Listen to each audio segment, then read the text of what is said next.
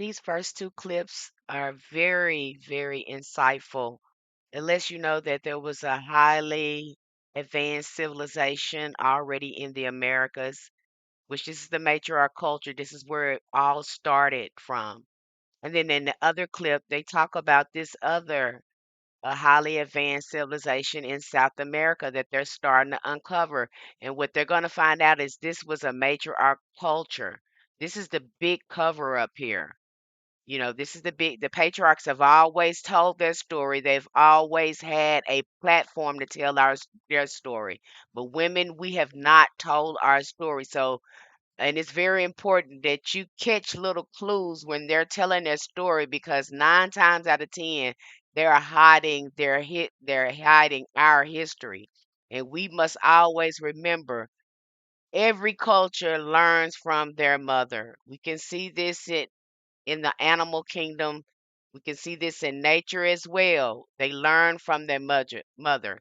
So making sure that we pay attention to the clues because they have strategically learned to hide and ignore the matriarch culture and history and the influence we have provided for Skinned, civilization. woolly haired, So heavily take melanated make beings sure you're paying inhabited attention to what's every being square said here. inch I of think the it's planet very Earth important. long before the I'm continents always even observing and shifted. listening. So in So you tell me 1492, what you pick when up, Christopher what kind of Columbus and his insight you pick Spanish up conquistador out of buddies these came over clips, because here I under the certainly Spanish Inquisition picked up and the that they doctrine are of hiding discovery it. They and are blatantly discovered hiding it. a land that had already been inhabited for millions of years, that had a highly developed, highly advanced civilization already here. They found highly melanated, woolly-haired, copper-complected people, the organic to the land original people of the Americas, with a highly developed civilization. There's actually more pyramids on this side than there is on that side. In fact, the pyramids over here are older than the ones at Giza. The pyramids over here are older than the ones at Giza. You know what the original name for Mexico City is? Teotihuacan. Teotihuacan. Tehuti, Thoth, the Egyptian god, the pyramid of the sun, Quetzalcoatl, Teotihuacan. That's right.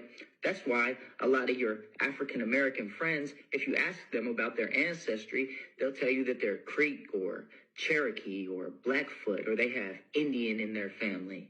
That's right, because most so-called African American people are actually American people, Native American people, Aboriginal American people, organic to the land American people.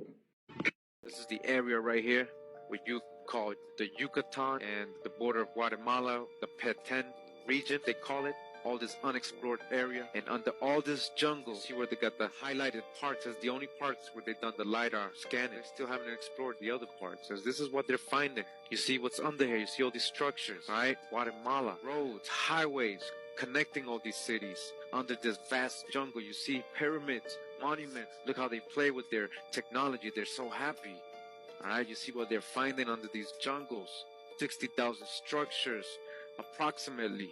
All right, millions and millions of people were in this region of the world. I want to show you some things that I don't think you even knew existed. It goes against everything Manifest Destiny teaches about Native Americans. And I want you to know this part of our history because people erased it. And we'll get to that later on in the program. Erased it intentionally.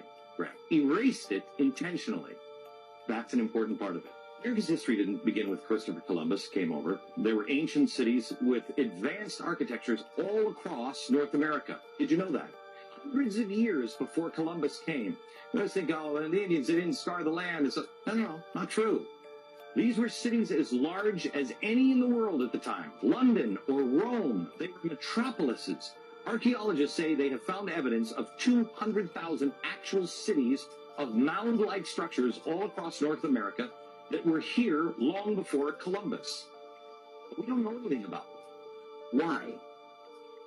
For more than 50 years, evidence of humans in America much older than 13,400 years ago was simply dismissed, and anybody who attempted to go that way would not get research funding and would be ostracized by their colleagues and literally have their lives ruined.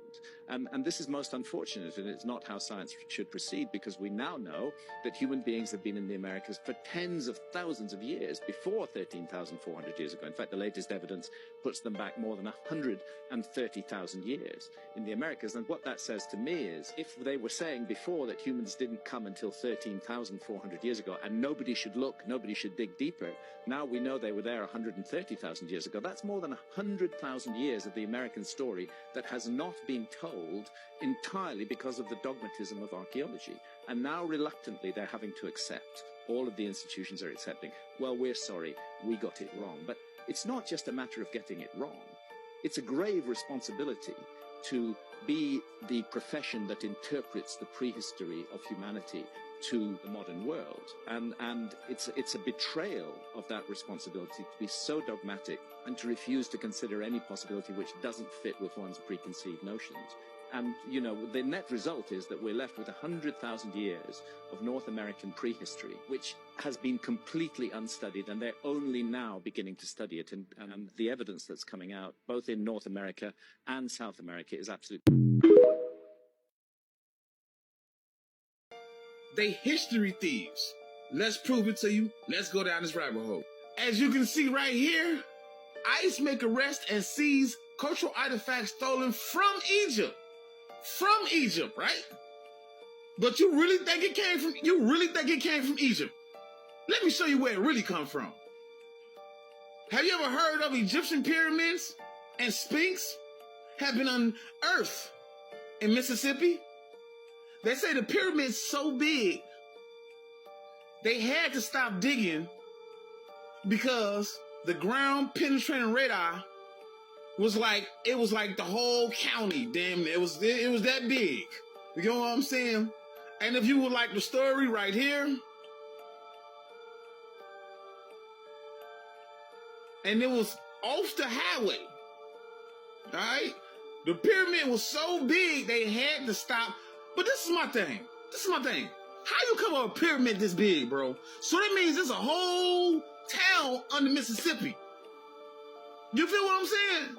So this is where they found the Dead Sea Scrolls at too. Don't let this day fool you. But you know what they did?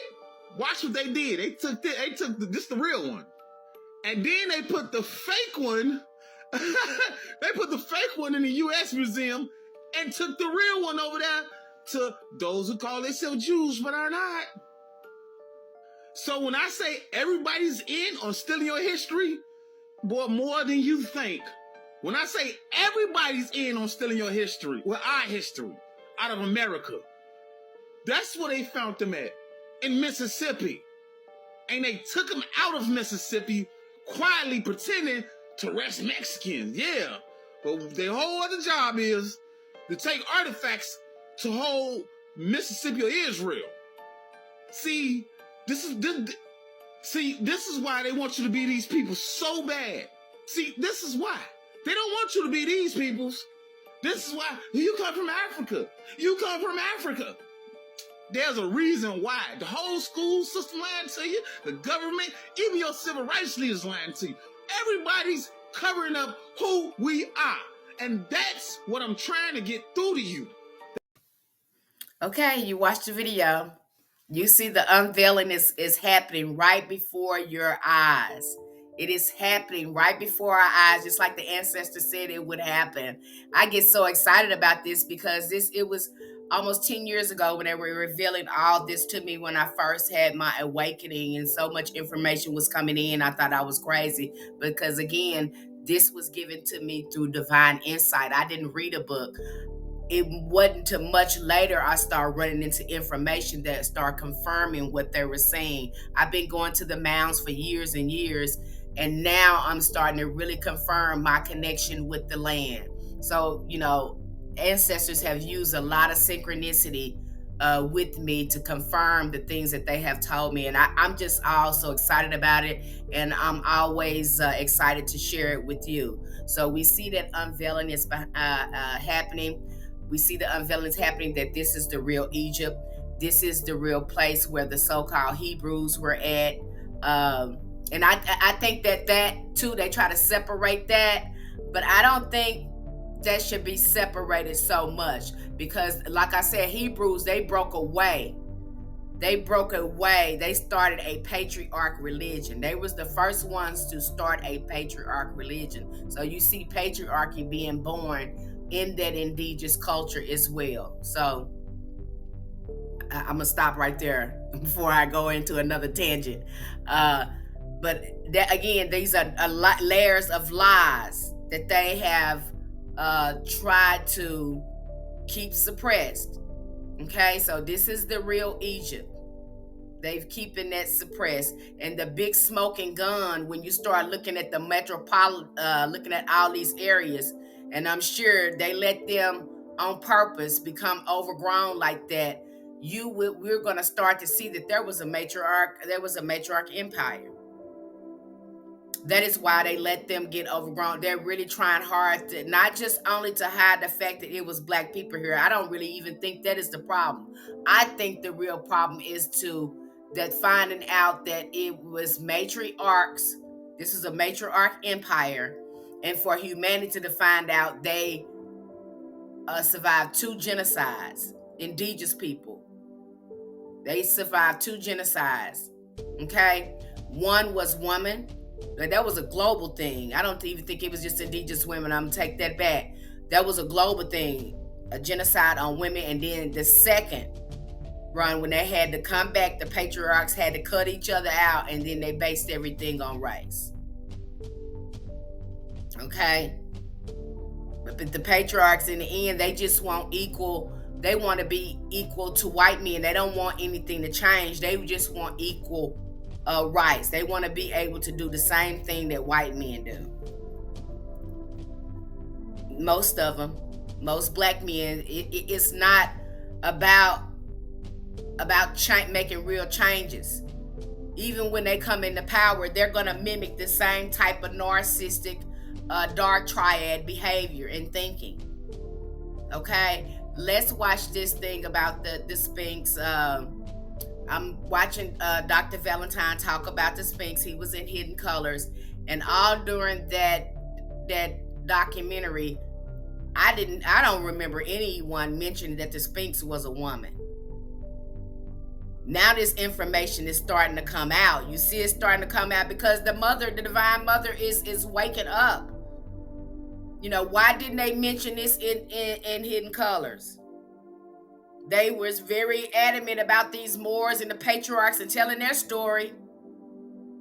You know, that is suspicious to me.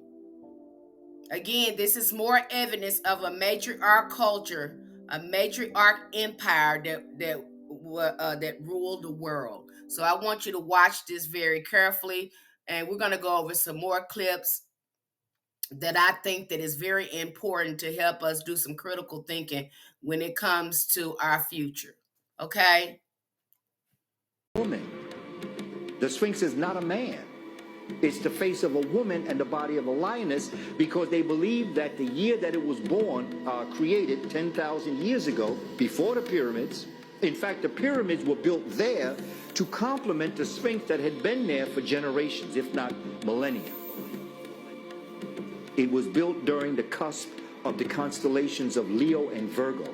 So Virgo was the woman's head, and Leo was the body of the lion or the lioness. And so we know that the pyramids were astronomically inclined. We know that one of the functions was to trace the constellations. We know that the 3 pyramids that exist right now actually are in direct relationship to the 3 stars in Orion's belt. They perfectly. Okay, so you found out, hey, the Sphinx is a woman. But they always describe that as a man, you know, with the nose being shot off and all that stuff. They always described it as a man. And that's what I always looked at it as, until I started running into Sphinx being a woman here maybe about 2 or 3 months ago. And I was like, wow. And the information that I was looking at kind of confirmed that. Now, what I disagree with, he wants to say it was a constellation between Virgo and Leo. No. that representation has always been the representation of the Divine Mother. I think he's incorrect there. Okay, I think that again is smoke screens and and whistles being blown there. You need to go ahead and own up to the fact, because we already know that the king, the throne is Isis. The throne comes through the woman. So why got to be a representation of Virgo? In fact, when we look at Virgo, Virgo is the mother of all the constellations. Yeah. If you want to be technical about it, Virgo is the virgin. The Virgo is the mother to all the constellations. If you just want to if you want to go back there, we're still going back to the Divine Mother. Just like y'all have Mary. Mary is supposed to be that Virgo constellation as well. I talk about that in my book, Christ Consciousness. Again, a lot of, when they can't find the answers, we're going to go into outer space. We're going to go into astrology. But we're not going to admit that black women rule. We're not going to admit their power. We're not going to do that. That is not a sphinx of a man. That is of a woman.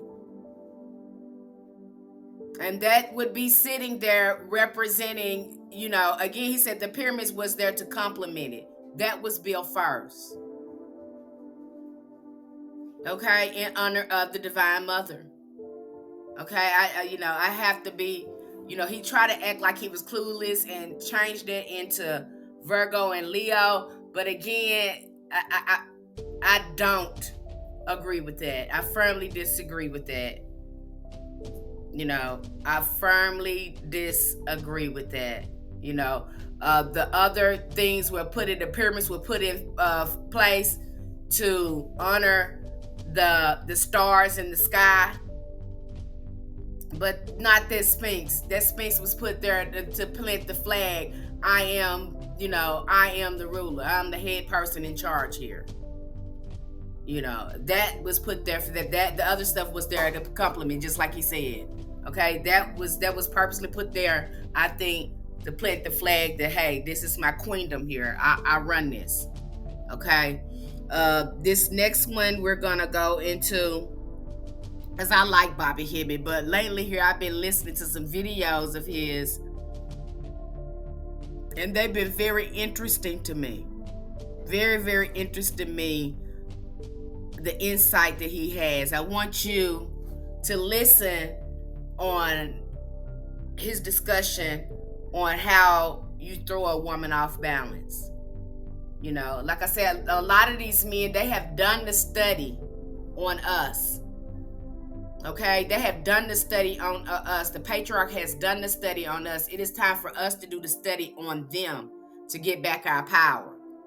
Okay, this is all about educating ourselves, become critical thinking, and thinking about how we want our future to look for our daughters as well as ourselves. So I want you to look at this clip, and I'm going to come back and talk about this. I had to come in here and interrupt this and let you see this. Okay, let's see here. One of the keys to stopping the flow of the feminine energy is to keep the system always in a state of frustration. And they can shut down a certain amount of feminine energy. And we talk about the masses, and then the only husband they'll ever get is when they go to church with Jesus Christ. So it's always to keep her in a flux of frustration. That's how you lock down the planet, by keeping the original Eve in a state of frustration. You see what I'm saying? And she's not knowing what the hell is going on. Mm-hmm. You see? And it's some wild stuff that's going on. It's just very... Key to the doggone black woman is in her full potential as the goddess, she can never be tamed. See, it's no compromise. If you try to tame her, you shut her down. Then she's just a shell of a woman or a slave. So there ain't no compromise. She's chaos. That's why you ain't figured this shit out.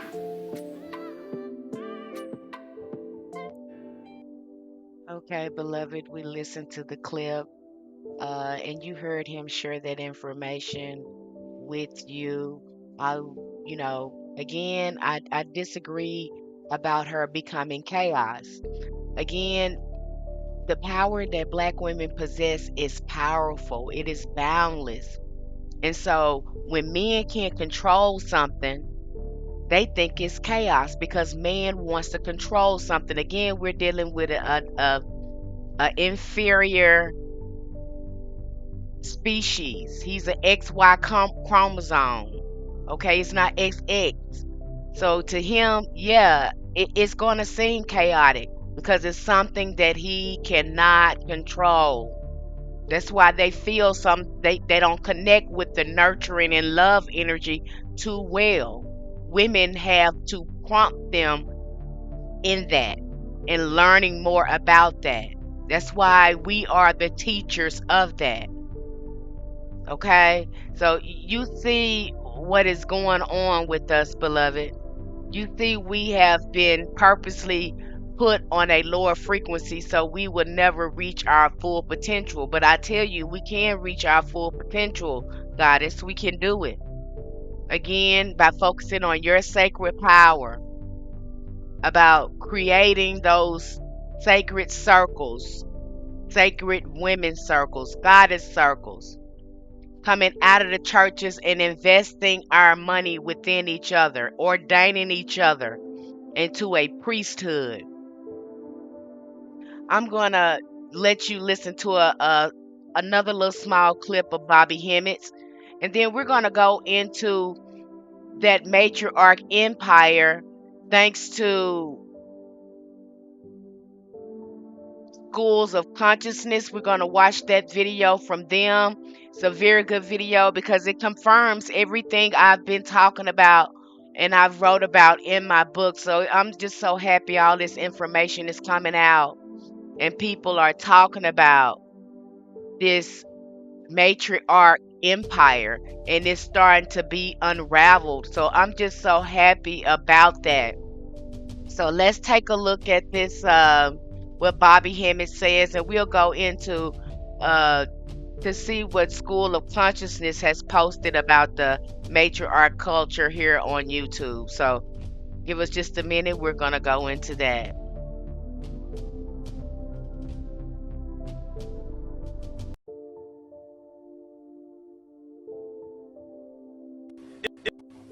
The ultimate mystery of the universe, the feminine principle we're going to get into today, that even a man is a woman. All right. When I talk about homosexuality, we're saying that what they call spirit, period, is feminine. That's right. That's right. It's feminine. Teach. There's only women. That's right. Look, I know this. And I'm not. They say in the mythology, they say Nu, which is the great mother, the triple blackness of space. We're going to get deep into this tomorrow. They say her son, because it's not before they had the son of the father, that's a later concept. There's a son of the mother. Her son is the manifestation of her. So wait a minute, hold on. There's the great mother, which is the primordial mother of all existence. And the God that you call a God, that you call a masculine deity, is an extension of her. An extension means there's no separation. That means that what you call a masculine God is nothing but feminine. Nothing but feminine. Same thing with the baby. The baby comes out as a female until the last couple of months.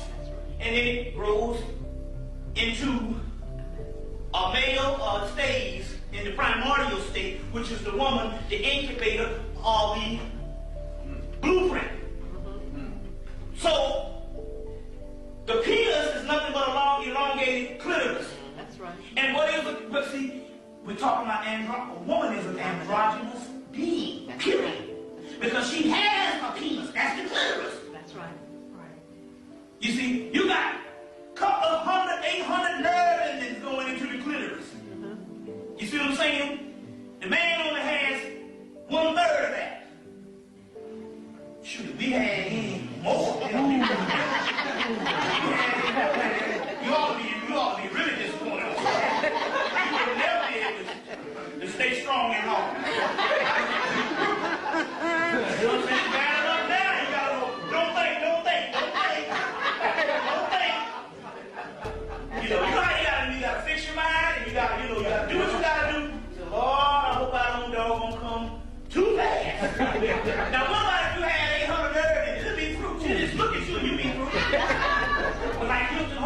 said, what is a male but a degenerative female? That's right. That's right. So there's greater mystery that's going on right here. Now, you know, and so it was you know, so we had this big argument down at the conference the other day, and it was like, you know, what is the black woman's job? What is the job the black woman got to do? I said, black woman ain't got to do shit but sit on her ass and say, fuck y'all. That's it. Think about it. I know what I'm saying. I said, think about it. Now, this is the great mother-in-law. She ain't got to do a damn thing. You see what I'm saying? And if she's in her right mind, you got to understand it all. If she's in her right mind, you ain't going to get her to do nothing no way. Not unless you put your will over her and make her outside of what she really is. And that's trying to put complete domination over her. You see what I'm saying? The whole key is submission. Now, the ultimate sculptured images and cave paintings of female figures demonstrating goddess worship. We found them in different parts of the world, such as Northern Asia, France, Spain, Italy, and others. They were known as Venuses, and some of them are more than 25,000 years old. Later, with the earliest civilization, the Sumerians in Mesopotamia, we also observed a great worship of the Divine Mother. From 4,500 to 4000 BC, we had the worship of Inanna. Inanna was the queen of heaven and earth. She was really involved with the social organization and the redistribution of resources in the Sumerian community. After the Sumerian civilization, we attended the emergence of the Egyptian civilization. And the Egyptians, just as the Sumerians, were matrilineal and matriarchal. From 3100 to 2686 BC, we had a number of goddesses prominent in Egypt, such as Nut, goddess of the sky, or Isis, goddess of wisdom, among many others. Goddesses were really involved in the continuity of divine kingship. Isis means throne, throne of the pharaoh, mother of the king. From 2500 to 1500 in the Indus Valley, we found terracotta figurines of mother goddesses.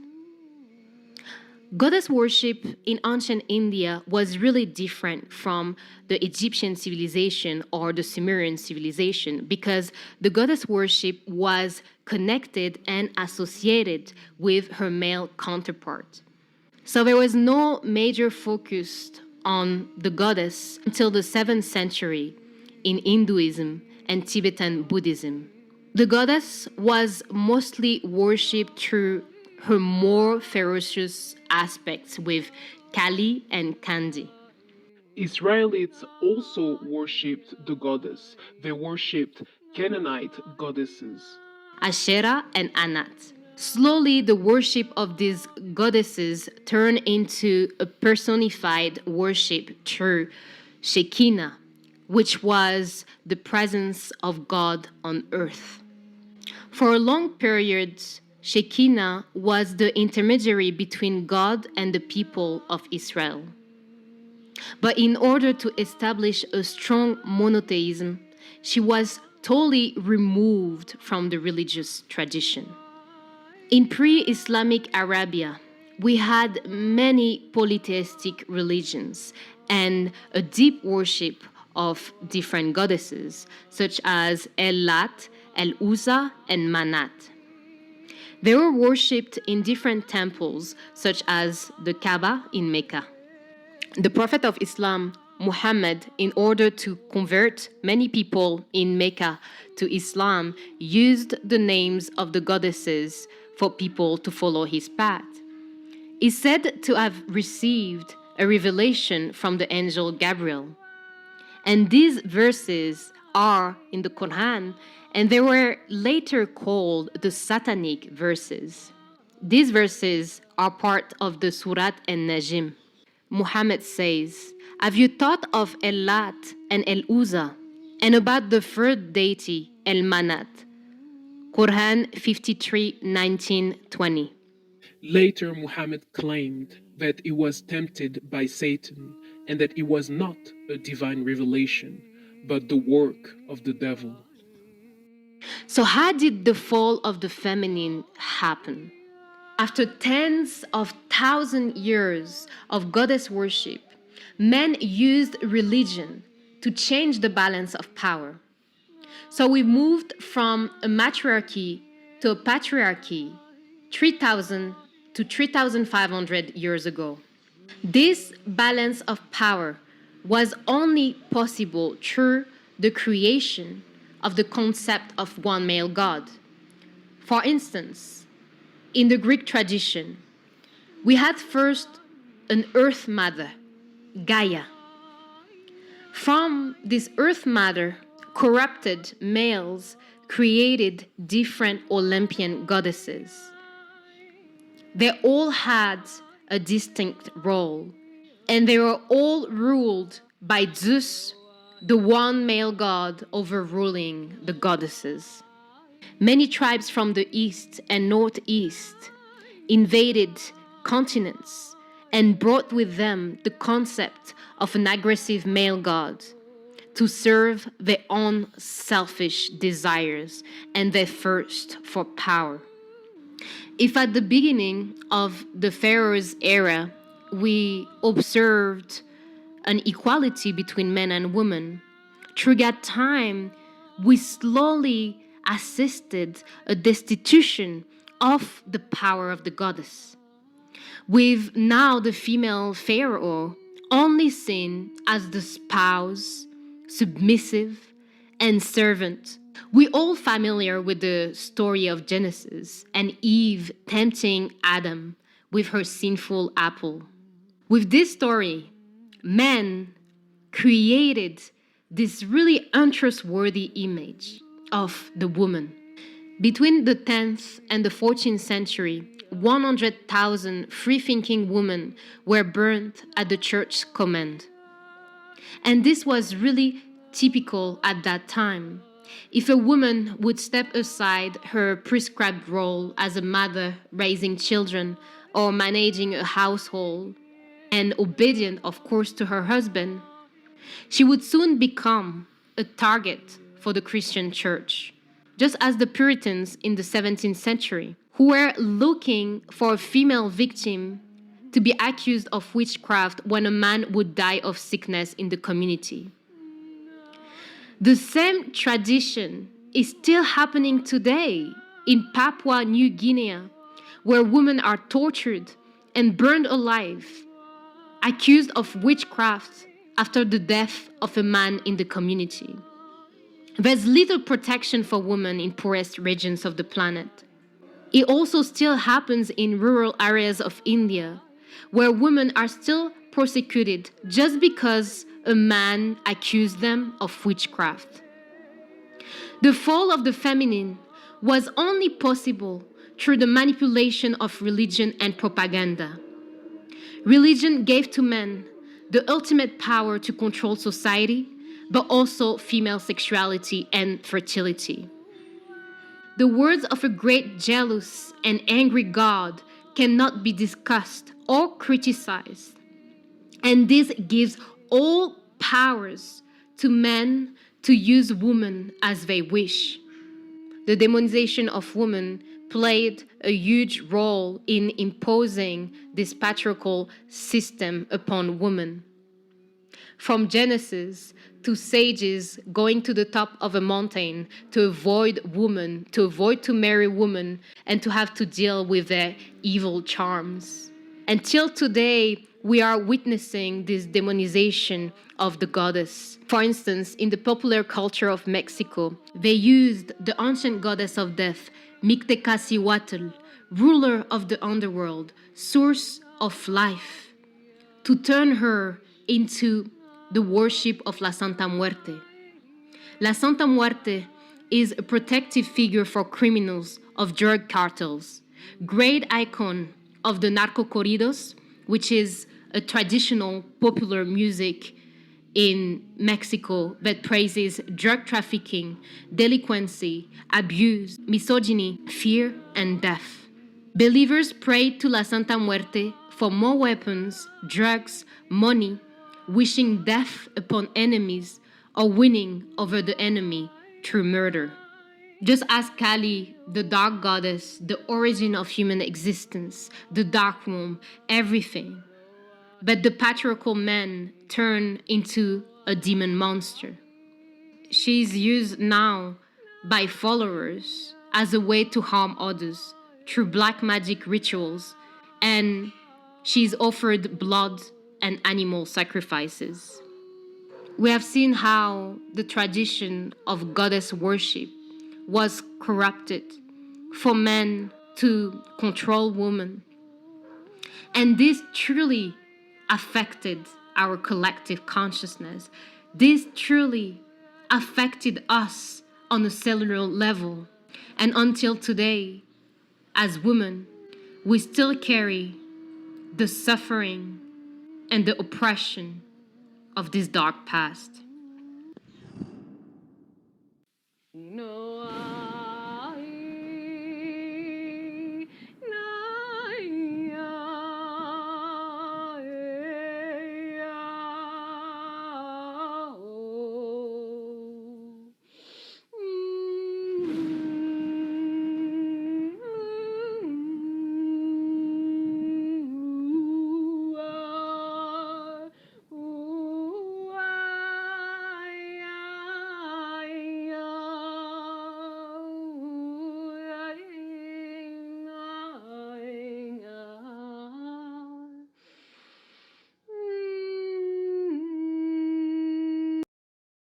Hi, beloved. You saw the video. Very, very good videos. Very interesting to see other people's insight and their research on looking at the matriarch culture. See, it's starting to be seen now because patriarch reset time. They reset time with them when they got rid of the matriarch culture. When you see the matriarchs come on the scene and you see them marrying these matriarchs from the Canaanite and from the Egyptian culture, when you see that happen, you're seeing the matriarch culture totally being erased. No one even talks about that war. Can you imagine how many women, how many clans, how many villages, people were killed to establish that? I don't think you understand how many great ancient grandmothers that were killed. Because, see, we had a connection with the land. How much land that was taken from us? How many sexual violations? See, this is what I'm talking about. This is the trauma that has been done to women. We have been dumbed down to think that we're subordinate. When archaeologists and historians have went to find evidence that women were great protectors, great providers, great hunters, they have ignored the information. But why wouldn't she be? Because we are the first teachers and the first protector of our children. So it makes sense that we would be the better protector, the better hunter, since we give birth to life. It makes that sense. Look out in nature. Who are the animals following? Who are they following? Who are they following? Black woman, so much has happened to us. So much has been taken away from us. And we are about to find out the Americas is really the ancient world where all things started from. She's the first to come out of the waters of creation. We're about to find that out. That is the smoking gun. I don't believe at all it's just about, you know, hiding people of color's origin. I think it goes beyond that. It goes beyond that. It is the matriarch culture, and this land belongs to us. And this Queen Elizabeth, or whoever she is not where she's supposed to be. No, that's supposed to be right here on these water. That power come from over here. Somehow got shifted over there. I'm telling you now, that is the big smoking gun. That's what the ancestors tell me. This is my divine insight. And like I think something really else happened when our time got reset with the patriarchy. I think there were other outside forces other than humans that impacted the power of the patriarchs.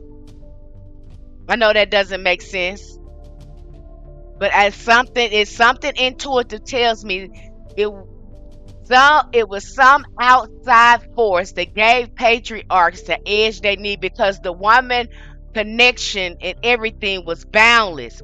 It took them hundreds of years to dominate that. That's something to think about. I want to listen to these women here. They come through my TikTok feed and they really gave me something to think about. I'm a thinker. I'm always asking questions. I'm open for learning, but I'm always asking questions too because I'm always want to know more.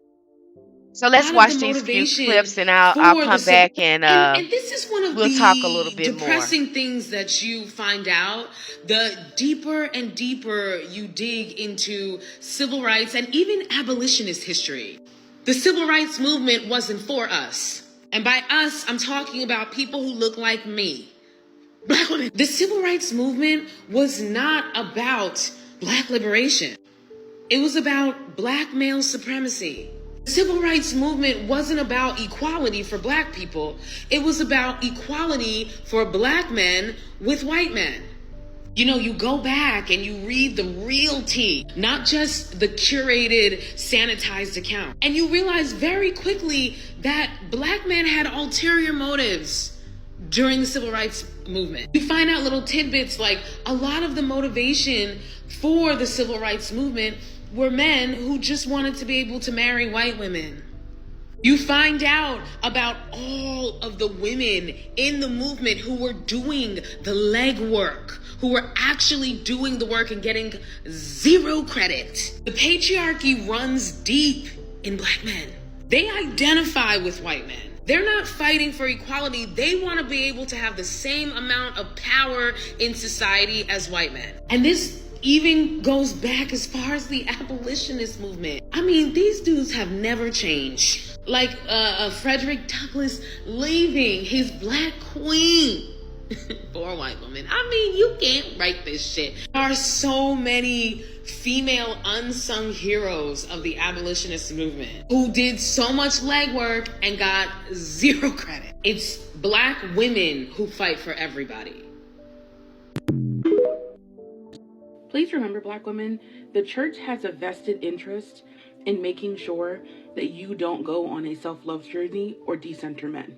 Remember, you guys were the ones who were paying their bills. You were the ones who were tithing. You were the ones who were dragging those men to church.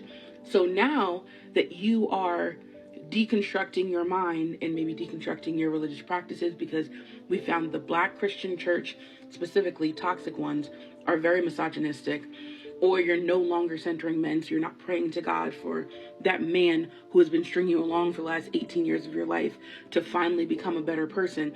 You don't need to go to church to pray for that. The church is losing money. If Black women decide to stop going to the Black church will not exist.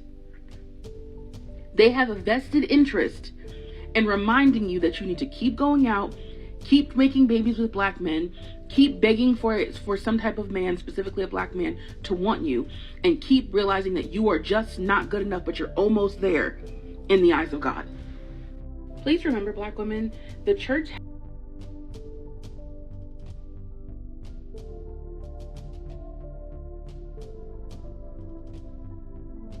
Okay, you saw the clips. I thought that was so interesting. I was very I was very intrigued with these women thoughts, because these are the very discussions that I've had with myself. And to see this come down my timeline, I was like, wow. You know, black women, the kind of things that we have put up with, that our grandmothers, great grandmothers had to put up with during these times. You can imagine during the civil rights time, that stuff with Elijah Muhammad. That's the reason why Malcolm X left, because he found out Elijah Muhammad had all these young girls pregnant. He had all these young girls in his house and stuff. That is just a mess. And even in the 60s and 70s, black women were prostituted out, to cover the recession that was happening there during that time. You can imagine what black women had to go through. Most men uh, were really street hustlers and were out there. Hmm. We went through a lot. Your grandmothers went through a lot. And it's time to change. We've been doing this too long. And it's time for us to redefine what we want our relationships to look like with our men. Something that's going to benefit us. We can't keep doing the same thing, and we can't keep doing it. So the most important thing we must do is focus on us and our families. We have, you know, I think that's important. I think it's important, beloved.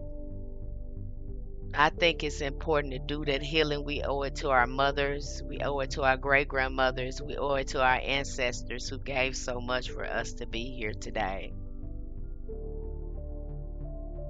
I'm going to share a couple more clips with you and share some more insights.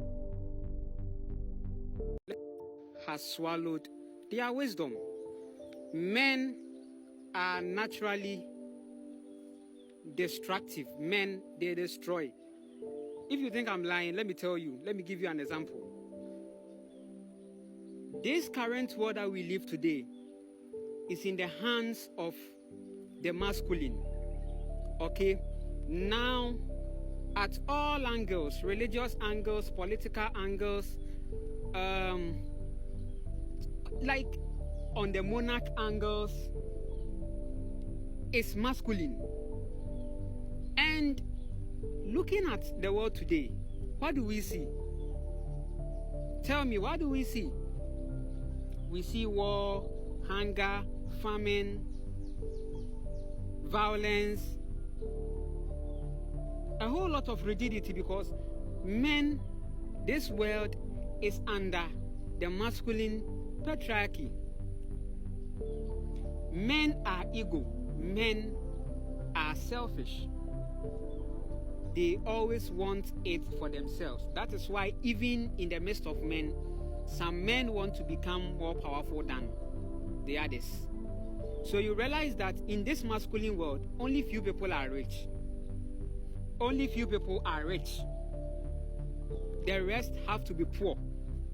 That is masculine leadership. But on the side of the feminine lies nature. Nature wants everyone to eat. When we give the purest women, because now women today have become masculine, if we give the conscious, pure women with pure hearts, women that live in their heart, if we give them the chance to become leaders, because they are living in their heart, everybody will become satisfied. That is how Mother Nature is. That is how the earth is. The earth is feminine. God is a woman. Okay, so it's time for men to lay down their pride and allow the women to come and take that goddess position, that throne. We should allow the women to restore. Listen, women leading is not a new thing. It is something that has been there. But there has been a distraction from the masculine entities. They are attacking the earth. They are attacking the world. And they have changed and tried to change that system, that feminine system, where everyone had enough food to eat. to a masculine system where foods are being hoarded and being capitalized, because that's how men are. Men are wicked. Men are wicked. Look at your mom. You see how empathic your mom was? Your mom was always looking for it, that you'll be satisfied. That is why you love your mom. That's why you're connected to your mom. She gave you breast milk. She gave you life. She incubated you in her womb. That is a woman. Unless that woman has become masculine. And now most women of today have become masculine. It's the few ones that are awakening and rising to their full power, to their full goddess. And those women are the women that deserve to lead, because they are the reflection and the manifestation of Mother Gaia. Men have ruled for long and we saw nothing. All we saw was hate, hunger, narcissism. We saw violence, and we see them today. We saw death. Men are rigid. Are you getting the formula? Until you are awakened, you won't understand me. I'm a man, but I'm telling you that when women, that is the purest conscious women, the women that live in their heart, the women that have restored themselves to balance and in alliance with nature, those women are the women that are rising to lead. And it's going to happen. Isis is taking her throne.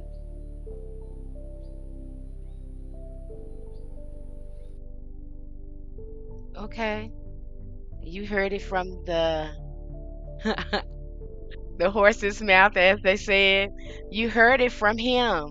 Now, it's many brothers that's out here speaking on that because they have connected with the divine feminine. They know what it takes. Now, it is some brothers up in here that that is on that conscious level, that has done the work, that we can connect with like that, that can potentially be good mates for us. But it is very, far in between with that, because there's a lot of them dumbed down through mainstream media, mainstream TV. No one there easily to be programmed. It's almost like a soul is not in there. They're just doing whatever they see. That's how they've been, getting down for a little while now. So we have to be picky and choosy about who we let in our space. But the men that you see now up under patriarchy, and he talked about that dark triad of narcissism that I have mentioned to you.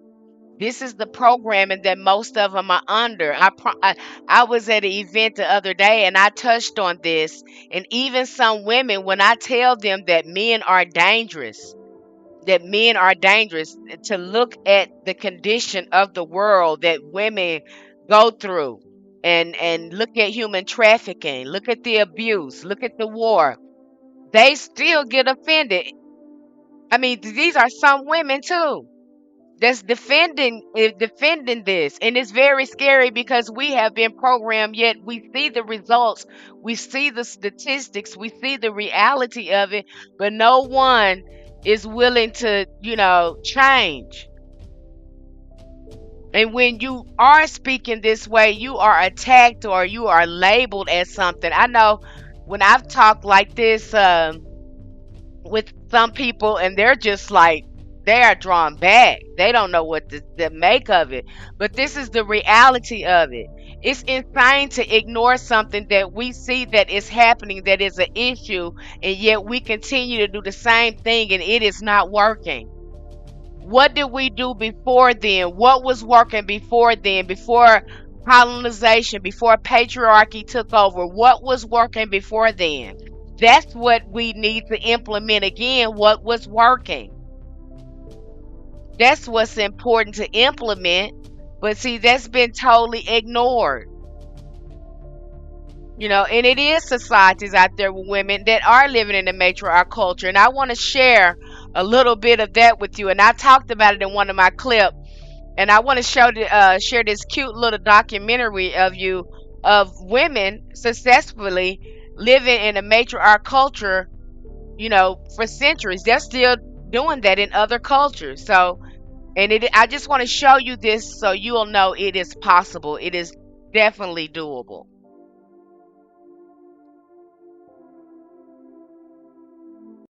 The power, proving we don't need men to do shit. In South China, there's the Mosuo people, also known as the Kingdom of Daughters. They're Tibetan Buddhist and they're the last matrilineal society in China. Grandmothers run the whole household and property is passed down the female line. They don't marry, but if the woman wants a partner, she totally can. He just can't stay at her place because ew. Kids belong only to the women and women can bang whoever they want because men are seen as sperm donors. Umoja in northern Kenya, where men are completely banned. Founded in 1990 by 15 women who were tired of being beaten and essayed by men, like a woman who was traded for cows by her father when she was 11 and her new husband was 60. It's now a place for women to go to escape child marriage and assault. Minangkabau, Indonesia, they're the world's largest matrilineal society with almost 8 million people. Here, women are seen as the most important person in society, so property and possessions are also passed down from mothers to daughters. When couples marry, husbands move into their wives' home. Minang people hope for a girl for their first child in the way that most societies hope for a boy. They're a Muslim society, so they follow the Quran, but men and women are seen as complete equals. Khasi people, Northeast India, mothers and mother-in-laws are the only people allowed to look after children. Men aren't even entitled to attend family gatherings. Women run stuff at work too, telling all the men what to do, but now the men are complaining they don't have enough rights. The audacity. Here, children receive their mother's last names and husbands also move into the woman's homes. The youngest daughter always inherits the property and becomes head of the household after her mother's death. And the Bribri in Costa Rica, they're an indigenous tribe with 35,000 members. Land is also passed from mother to children. Women are also responsible for overseeing livestock. Only women can prepare their yummy sacred chocolate drinks for their religious rituals. Thank you.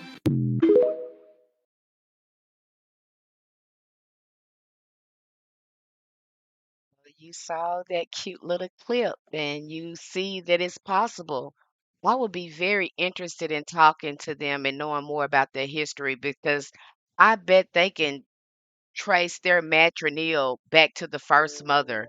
I mean, because it's oral, it's in the generations. And if they have been keeping it for so long, I know they have so much knowledge, so many things to share with us about our first mother. I bet these women have a lot of things to share, things that go all the way back. Can you imagine? And that's the history that we have lost, and that's what they're covering up. Not just the history of dark people, but the history of that matriarch culture. Because to admit that it was a matriarch culture, they also have to admit that's when humans were living, civilization was in its golden state because everything was plentiful. There was no stealing, there was no poverty because everybody had everything that they need. That is the type of society that we lived in. When you have a woman in there, when women have children, we want all our children to have everything they need. See, that's the natural thing. We buy everything they need. We make sure they have shelter. We make sure they have clothes. We make sure they have food. We make sure that they don't want for nothing. Even as adults, we try to, if we had the power, we make sure that they don't want for anything, that they know how to grow their own food, that they grow food out there in their backyard, that they know how to make their own clothes. We teach them how to sew, how to even gather fabric and make their own fabric. See, we taught all that. Our children, the civilization didn't need for anything because it was readily available. And that power was boundless. We was tapped into our higher consciousness. We didn't have time to be worried about survival, what we gonna do the next minute, and worried about this and this and that, because everything was balanced. Everything was economically sound. It was stable. Everything was stable. There was no reason to steal anything. But what is so interesting to me is that all of a sudden, men got an idea and they got some power. Now, see, that's another, like I said, that's another video because those, again, my thoughts. I can go off on a tangent, and it is a theory of mine, and maybe I'll be brave enough to share this theory with you. And I only share it as a theory. But I am thoroughly convinced that there were outside forces that played a hand in the patriarchs being able to overthrow the matriarchs. Because this patriarchy started, you go read my book, Matriarch to Patriarch, it started with the Hebrew patriarchs. It started up in Egypt when they broke away. When you're hearing the story of Moses, you're hearing the first story of the patriarchs. See, this was a patriarch story. When you're hearing that story of the Hebrews, they telling you they broke away from their divine mother. That's what that means. Go read the book, uh, The Black Who Wrote the Bible. That's a really good book because he linguistically, he traced the language all the way back and he tells that story of the patriarchs. It's very interesting for you to know. So when we go into that, that's a whole other story for me to tell, but I'm not going to tell it here, not right now. But it's interesting, and what's most important right now for this video is for you to understand your sacred power and to understand what has happened to you and your place in humanity. I am going to close with these young ladies that have been, really helped me open up my mind and help me think some more about this divine feminine awakening. And I hope you have enjoyed this video. I hope it has given you some insight, that it has helped you on your journey. Let me know in the comments. Hit that like button. Light, love, namaste, ashe, loved one.